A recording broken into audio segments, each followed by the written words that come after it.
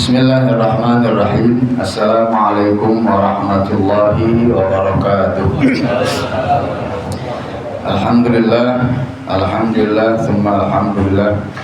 Alhamdulillah rabbil alamin wa bihi nasta'in ala umuri dunya waddin. Wassalatu wassalamu ala sayyidina Muhammadin wa ala alihi wa ashabihi ajma'in, amma ba'du.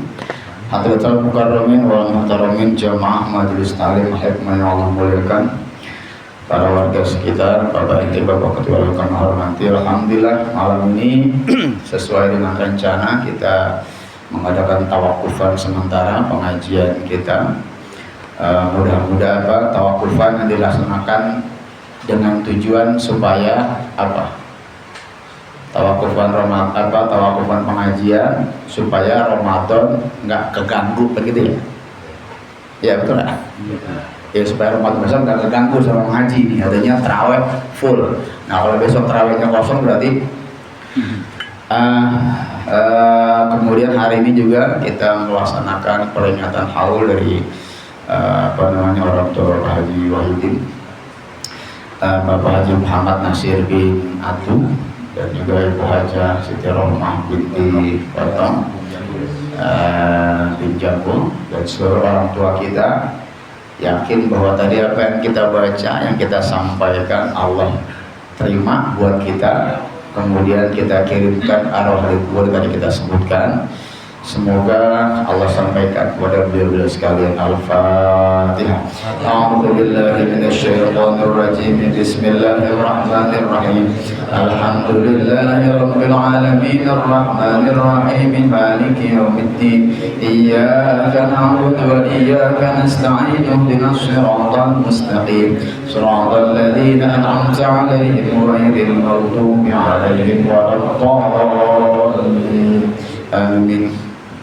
Jamaah Allah muliakan, kalau bicara tentang haul itu sebenarnya peringatan tanda cinta kita kepada orang tua yang telah meninggal dunia, yang sudah bertahun-tahun meninggal dunia, dengan harapan seolah-olah kita menghadirkan lagi sosok-sosok orang tua kita, terutama menjelang puasa. Ingat dulu ketika masa kecil kita, ketika menjelang puasa, udah mau buka apa disiapin, sahur bagaimana disiapin, kita benar-benar dididik sama orang tua kita sehingga bisa seperti sekarang. Jadi ketika kita memperingati haulnya mereka beliau-beliau sekalian, itu hakikatnya kita seolah-olah sedang menjalankan bakti kita kepada orang tua, meskipun secara kasat mata sudah tidak ada depan mata kita, tapi hakikatnya ruh dari orang tua kita itu masih tetap bersama kita. Ya, karena diri kita ini terdiri dari ruh dan jasad. Ruh kita tuh numpang tempat sama jasad kita. Dulu jasad belum ada, ruh sudah ada. Kemudian Allah berikan jasadnya sebagai casingnya. Ada bentuknya begini, bentuknya begitu, casing. Nanti satu saat akan terlepas lagi, akan terpisah lagi. Jasadnya akan hancur, ruhnya akan abadi sampai hari kiamat. Sampai nanti Allah mematikan semuanya. Maka hakikatnya sekarang ketika kita berkumpul seperti ini, mengucapkan membacakan doa, mengirimkan hadiah di kubur buat orang tua kita yang tadi kita sebutkan, itu mereka mendengar dan bahagia sekali. Apalagi ketika kita ini peninggalan musola, peninggalan almarhum, ya almarhumah, kemudian kita isi, kita pakai, itu mereka akan menerima transferan pahala selamanya ini dipakai. Jadi kalau kata bapak saya, di antara tanda kita berbakti kepada orang tua adalah manakala kita menjalankan pesan dan amanah beliau. Jadi kita masing-masing ini pasti punya orang tua yang punya pesan masing-masing, jalankan semampu kita. Nah, mudah-mudahan berkumpulnya kita hari ini itu pun menjalankan pesan dan amanah dari orang tua. Semoga beliau-beliau bahagia mendapat kiriman hadiah dari kita malam ini, ya. Kemudian kaitan dengan kita tawakufan menjelang Ramadan. Sedikit saya bahas tentang Ramadan. Kalau kita sudah usia-usia sekarang, kalau dibilang Ramadan ada sesuatu yang beda atau biasa aja, ya. Boleh jadi orang ada yang biasa aja Ramadan, paling puasa, sahur, buka puasa, taraweh, buka bersama gitu kan, ntar ada kolak, ada takjil segala macam, biasa itu. ya. Ada juga yang senang, waduh Ramadan datang gitu ya, maka saya nanti akan bisa melipat gandakan pahala, kemudian puasa kita, wah segala macam senang. Tapi di sisi lain ada juga orang yang benci, Ramadan lagi, nggak bisa ngerokok siang-siang nih, ngopi kudu ditakar waktunya, dicatat gitu. Ntar habis buka puasa udah ngantuk gitu, jadi makan dikit lah gitu, macam-macam tuh. Jadi atau juga ada yang harap-harap cemas maksudnya, ntar gue sampai nggak bulan Ramadan ya, jangan-jangan H-2 meriah. Makanya ada harapan cemas tuh. Jadi entah di mana posisi kita, apakah kita yang bahagia ataukah kita yang gembira, ataukah yang benci atau biasa aja, atau malah harap-harap cemas. Nah itu semua masing-masing kita yang tahu ya. Jadi prinsipnya Ramadan ini memang dihadirkan khusus untuk umat Nabi Muhammad SAW. Umat lain nggak dapat. Ya, maka di antara khususnya ini umat kita diberikan seperti ini. Maka sebenarnya ketika kita berpuasa di bulan Ramadan, selain kita menjalankan perintah Allah, itu pun membuat Rasulullah bangga. Kenapa? Karena keistimewaannya yang hanya diberikan kepada umat beliau kita jalanin. Nah, gitu ya. Makanya kita nggak usah bahas lagi lah puasa itu bagaimana, pokoknya begitu puasa. Tapi perlu saya sampaikan begini, di sini dalam sebuah kitab Asyiyah dinyatakan bahwa at-tahdzir min tarki syiyam Ramadan li ghairi udhrin, peringatan keras bagi orang-orang yang tidak berpuasa Ramadan tanpa uzur. Insya Allah kita enggak. Tapi ketika kita tahu ini, maka kita akan sampaikan ke keluarga, tetangga, teman, sahabat, kalau dia tidak berpuasa sementara dia meyakini puasa adalah rukun Islam, kemudian dia nggak puasa tanpa uzur, maka apa kata Rasulullah SAW?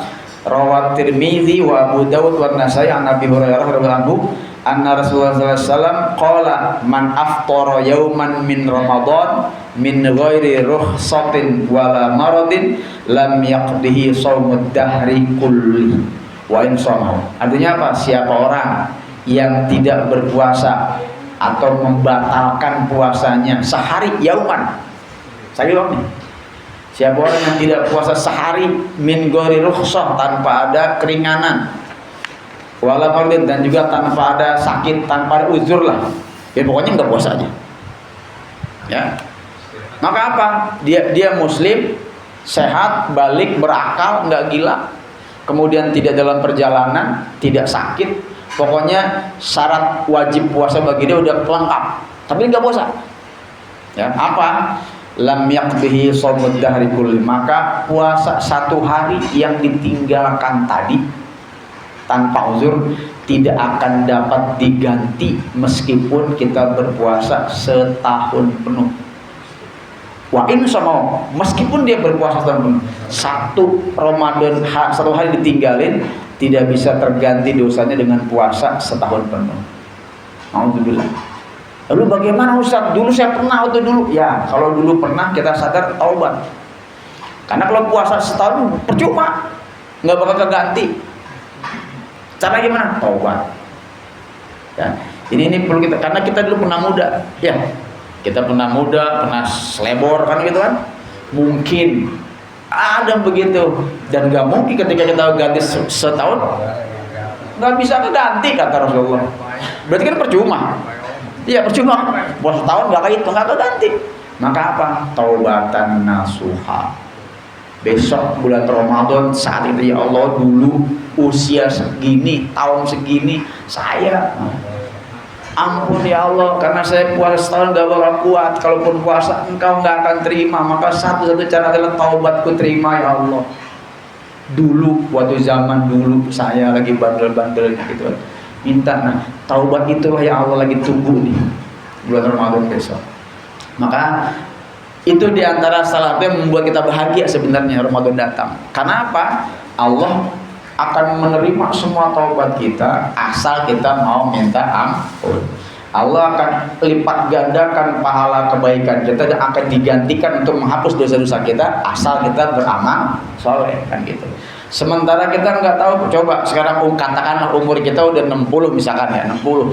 Dulu umur 15 tahun atau 17 tahun saatnya kita udah balik wajib puasa, kita nggak puasa 2 hari. 2 hari aja. Berarti berapa tahun? 2 tahun. 60 tambah 2, 62 tahun. Usia Nabi setahun lagi. Nah, loh. Wah, taubat udah. Ya sama. Gak mungkin. Kenapa? Setiap hari umur kita bertambah dan umur kita tuh pendek-pendek, sementara amal kita sedikit, dosa makin nambah. Kalau bukan karena rahmatnya Allah kepada kita, dosa kita gak bakal bisa ganti. Makanya kata Allah, jangan putus asa wahai hambaku, selama engkau tetap beriman kepadaku, tidak syirik dan mengakui pertobatanmu, sini sebesar apapun dosamu, kecil kata Allah, asal engkau menghadapku, aku ampuni engkau dan aku gak peduli sama dosamu. Pertanyaannya, percaya nggak mau omongan seperti itu? Kalau nggak percaya pulang dulu sama. Itu sebenarnya simpel, Allah tuh mau udah sini tobat, udah dosa kamu. Nah cuman kadang-kadang kita nih suka apa namanya, suka aduh, Allah ya Allah kayaknya gue udah kalau diampunin nih. Itu sebenarnya perasaan yang kalau menurut saya sombong gitu. Lah emang ampunan lo yang punya gitu. Satu sisi dia putus asa, satu sisi dia sombong. Kenapa? Karena Allah sesungguhnya lagi menunggu. Dosamu kecil kata. Tapi asal kau minta ampun. Ini kan enggak, kadang-kadang kita merasa berdosa, taubat nggak mau kan, gue udah telanjur kotor. Lalu dia bangga dengan kekotorannya, kan lucu. Makanya minta sama Allah, usia kita sudah semakin mendekati akhir, harusnya kita semakin malah mendekat kepada Allah Subhanahu wa ta'ala. Nah besok nih, Ramadan besok, saatnya kita masing-masing pribadi, nggak usah ngeliat orang lain, masing-masing pribadi tanya, dosa gua apa, yang belum dilakukan apa, yang udah diganti, yang laku buat menggantinya apa. Nah, makanya Ramadan besok Allah siapin tuh kelipatan pahala berlipat-lipat ganda. Ya, bahkan yang gak masuk akal, cuman dengan sebutir korma kita berikan ikhlas untuk orang berbuka puasa, itu bisa menjauhkan kita dari api neraka. Sayangnya ini berbicara tentang keimanan, nggak di depan mata, nggak kelihatan tuh. Masa iya sih timbang sekorma doang? Ya kalau nggak percaya soal dulu gitu. Tapi Allah ingat, innallaha la yukhliful mi'ad, Allah tidak akan pernah memungkiri janjinya. Ya, nah, seperti itu. Makanya besok Ramadan harusnya kita berbahagia, bergembira. Dan bahkan tadi hal-hal cemas tadi tuh, udah nyiapin, ya Allah nih saya mau nyiapin sarung baru, sejadah baru, peci baru, baju koko baru, duit buat sedekah kita siapin, udah sehat semuanya. Sampai nggak ya? Makanya di antara salah satu tanda misalkan besok kita masih hidup di bulan Ramadan terpanggil beribadah, itu sebenarnya Allah lagi memberikan rahmatnya kepada kita. Hei fulan, nih gua kasih waktu lagi lo, aku masih menunggu engkau bertaubat kepadaku, ini rahmatku, udah isi Ramadan ini buat engkau. Maka nanti setiap orang silakan bermunajat sama Allah, silakan. Apapun permintaan diminta sama Allah, terus sama Allah minta. Ya, karena setiap orang akan diberikan apa yang dia minta. Saya pernah sampaikan di sini, Allah akan merasa malu ketika Allah melihat hambanya mengangkat kedua tangannya minta, ya Allah ampuni saya, ya Allah hapuskan kesalahan saya. Lalu Allah biarkan tangan kita hampa tanpa dikabul, Allah malu. Artinya apa Pak? Semua doa yang kita minta sama Allah pasti dikabul. Masalahnya kita doa enggak, gitu. Tapi semua masing-masing lah, masing-masing. Jangan pernah berhenti berdoa kepada Allah Subhanahu wa ta'ala. Nah, terutama nih di antara adab-adabnya kapan berdoa di antara waktu yang mustajab. Sebentar, saya baca dulu nih tambahan ini aja, wawasan singkat aja, bahwa Pak, puasa kita udah berpuluh-puluh tahun ya. Udah berpuluh-puluh kali kita puasa. Kata Imam Ghazali ada 3 level tingkatan kita berpuasa. Satu yang disebut dengan saumul awam, puasanya orang-orang awam, puasa tingkatan paling rendah, ya, cuman nahan nahan makan, nahan minum, sama nahan seksual secara fisik. 3 doang tuh, ya, nahan, nggak boleh makan, ya, nggak boleh minum, ya, nggak boleh seksual, ya, siang hari doang, iya siang hari doang, malam enggak. Nah itu kan paling bawah tuh.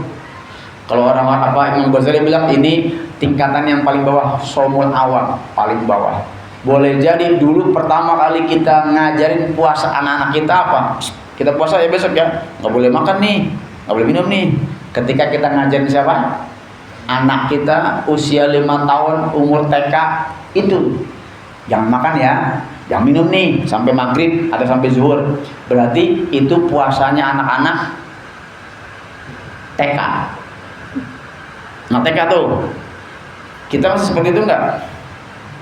Kalau masih seperti itu berarti kita masih TK. Nah ini masing-masing kita tanya. Yuk kita. Nah yang kedua, yang menjadi target kita yang kedua adalah saumul khusus, puasanya orang-orang yang mulai naik khusus, puasa soleh. Ini yang target kita nih Pak. Ini target kita. Apa itu? Orang yang pada level kedua ini puasanya tidak hanya menahan makan, tidak hanya menahan minum, tidak hanya menahan seksual, tapi juga menahan anggota tubuh lainnya. Kalau yang pertama tadi, dia nggak makan, oke. Dia nggak minum, oke.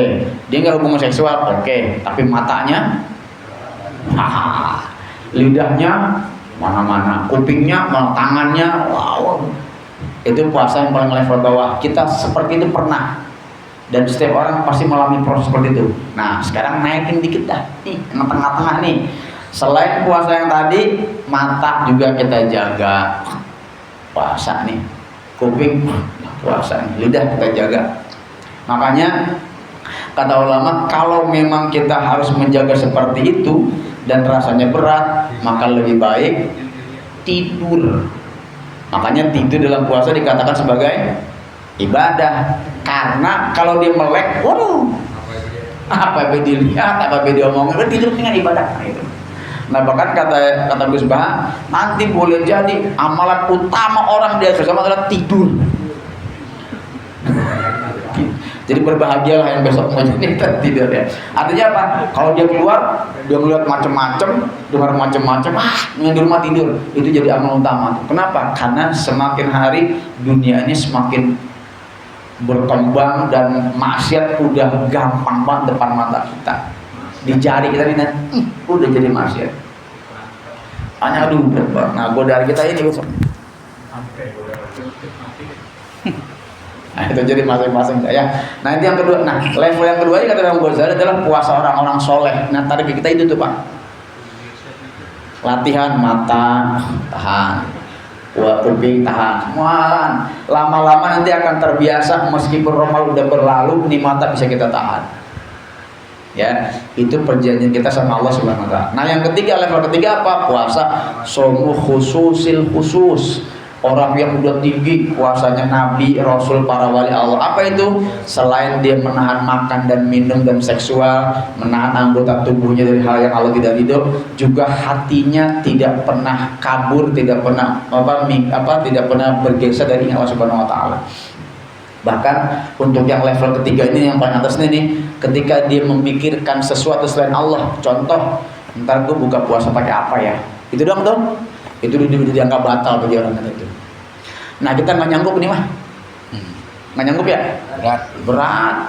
Apalagi buat ibu-ibu nggak nyanggup dah. Kita juga begitu. Apalagi mau lebaran, aduh mau lebaran, THR belum cair, berat dah. Makanya kalau saya targetnya yang ketiga susah dah. Yang kedua nih.